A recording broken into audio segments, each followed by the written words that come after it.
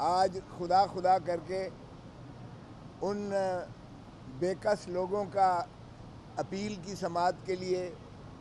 7 رکنی بینچ بیٹھی، اور ہم نے اس بینچ کے بیٹھتے ساتھ ہی ہم نے انہیں بتایا کہ جناب یہ جو فوجی عدالتیں آپ نے جن کا کیس سن رہے ہیں وہ جس قسم پرسی کے عالم میں وہ محبوسین ہیں اس وقت، اور ریمانڈ پہ ریمانڈ دیا جا رہا ہے ان کا، اور جس طرح انہیں مقید کر کے رکھا گیا ہے وہ انسانی حقوق کی پامالی تو ہے ہی ہے، انسانیت کی تذلیل ہے، جن کو کچھ لوگ تو ایسے ہیں جن کو 7 ہفتوں سے جن کو ملاقات ہی نہیں کرنے دی گئی ہے،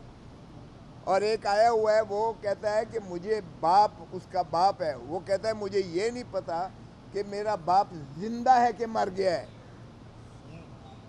اور ایسی کیفیت میں جب سیکریٹیولی آپ انہیں رکھیں گے اور آپ اندازہ کریں کہ ان کے خانوادے کا کیا حال ہوگا، ان کے ماں باپ، ان کے بیویز، ان کے بیویاں، ان کے بچے، ان کے دیگر لواحقین، وہ کس تذبذب اور کس کرب اور اذیت سے گزر رہے ہوں گے۔ اور حفیظ اللہ نیازی صاحب بھی آئے ہوئے ہیں، ان کے بیٹے حسام نیازی کو بھی ایگزیکٹلی یہی ہے، انہوں نے بھی کھڑے ہو کر اپنا استدلال کیا کہ جناب مجھے بھی بیٹے سے بھی نہیں ملنے دیا گیا اتنا عرصے سے، اور پھر جن کو کچھ لوگوں کو، کچھ خاندانوں کو ملنے دیا گیا ہے، راجہ سلمان اکرم نے بتایا کہ جناب ان کو زنجیروں میں لایا جاتا ہے، ان کے پاؤں میں بھی کڑیاں ہیں، ہاتھوں میں بھی، پیچھے سے ان کو جو ہے کڑیاں مار کے، اور اوپر چہرے پر کالا ہڈ پہنا کر ان کو جو ہے ملاقات کروائی جاتی ہے، چہرہ نہیں ان کا دیکھنے دیا جاتا ان کو۔ اب کیا تشدد کا عالم ہے، اور سر پر پھر جو ہے جس طریقے سے کھڑے ہو کر وہ ملاقات ان کی ہوتی ہے، وہ کیا کہے گا جو انہی کی بعد میں تحویل میں بھی ہے اور جس اذیت اور کرب سے اسے لایا گیا ہے۔ پھر کسی کو جو ہے باہر نکلنا، چلنا یا تھوڑا بہت جو ہے اپنے آپ کو سیدھا کرنے کی بھی گنجائش اور اجازت نہیں ہے۔ یہ اگر پریزن رولز دیکھیں تو اس کی بھی خلاف ورزی ہے،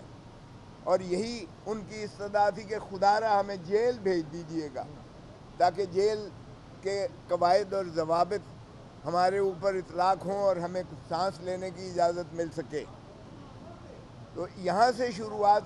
ہم نے کی ہے، اور پھر بینچ نے ان کو، اٹارنی جنرل کو کہا کہ یہ کیا ہو رہا ہے۔ انہوں نے کہا جی کہ یہ پہلے تو آپ نے حکم دیا تھا تو ملاقات میں نے کروا دی تھی، اب انہوں نے باہر کا سختی سے کہا ہے کہ اس پر جو ہے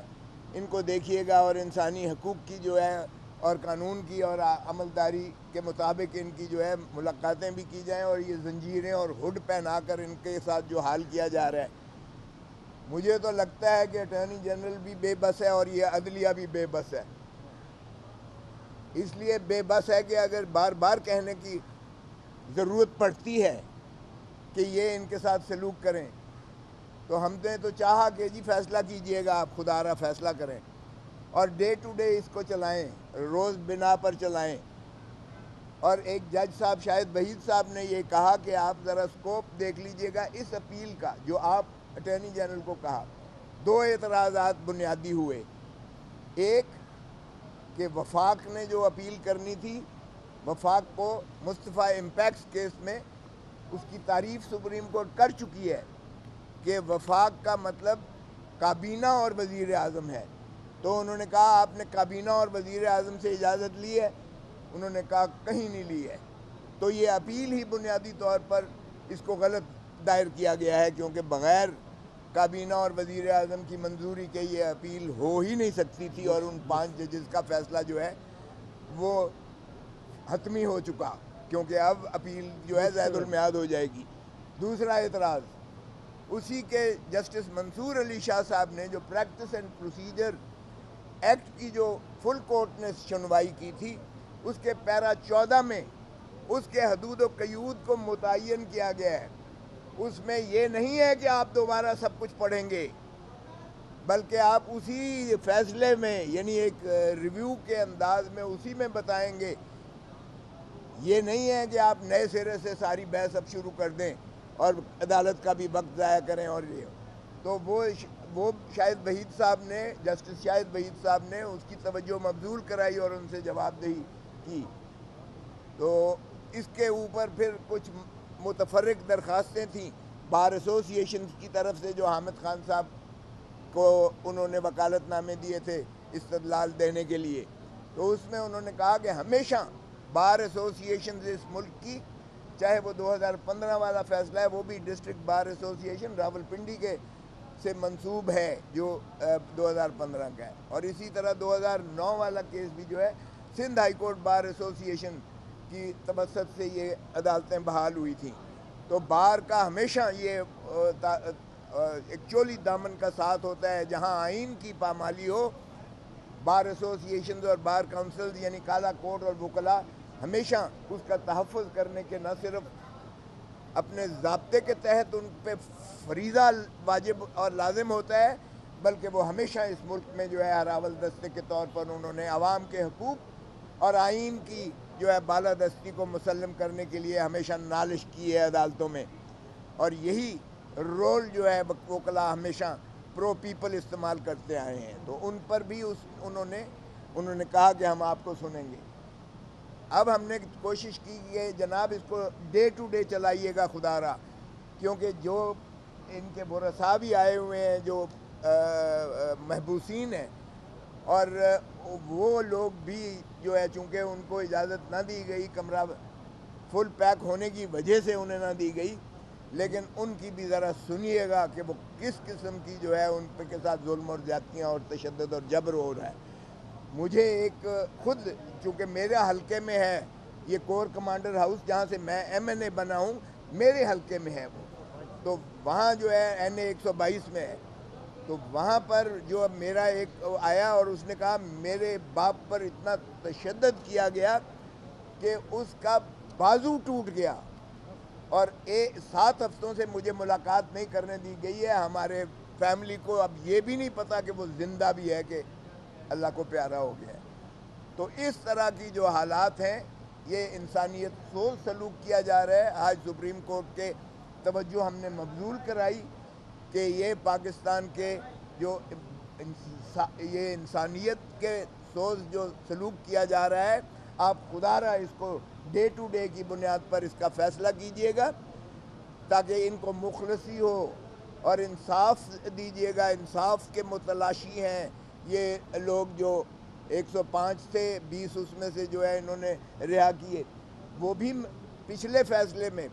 فیصلہ جو آرڈر ہوا تھا اس میں سپریم انہی بینچ نے حکم دیا تھا کہ ان 20 لوگوں کے جو فیصلے ہیں وہ فیصلے کی نقول اور ان کے متعلقہ ریکارڈ پیش کیا جائے، اور آج کوئی پیش نہیں کیا گیا. ہمارے اعتراض کے باوجود تو فرمانے لگے کہ کیا آپ اس کو چاہتے ہیں کہ یہ ہم اس بنا پہ التوا کر دیں؟ ہم نے کہا نہیں، آپ کم از کم اپنے فیصلے پر تو عمل درآمد کروائیے گا، اس لیے کہ فیصلہ یہ لکھتے ہی نہیں ہیں. یہ فوجی عدالت نہیں ہے، یہ کورٹ مارشل جو ہے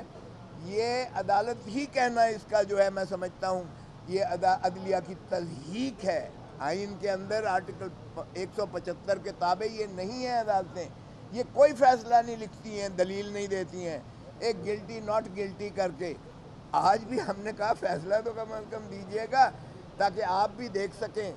کہ یہ کون سا انصاف کے ایوان ہیں کورٹ مارشل کی جو آپ عدالتیں کہہ رہے ہیں، جس پہ آپ نے معطل کر دیا اس آرڈر کو اور انہیں اجازت دے دی کہ آپ جو ہے ٹرائل چلائیں لیکن فیصلہ حتمی نہیں کریں گے. اور 20 کا آپ نے کہا کہ فیصلہ کر کے ان کو،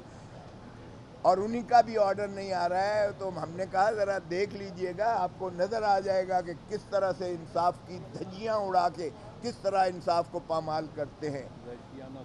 تو وحشیانہ جو بربریت روا کی جا رہی ہے وہ ویسے تو سارے ملک کی ماشاءاللہ ہے، لیکن بالا ترین عدالت سے ہمیں انصاف کی توقع ہے. اب 11 تاریخ اس پہ دی ہے انہوں نے، اور ہم نے استدعا کی ہے خدا را اس کو ڈے ٹو ڈے روزانہ کی بنیاد پر سن کر اس کو یکسو کیجیے گا، اس کا فیصلہ کیجیے گا پاکستان کی عوام، اور پاکستان کا آئین بھی آپ سے متقاضی ہے کہ انصاف دیجیے گا پاکستان کے شہریوں کو۔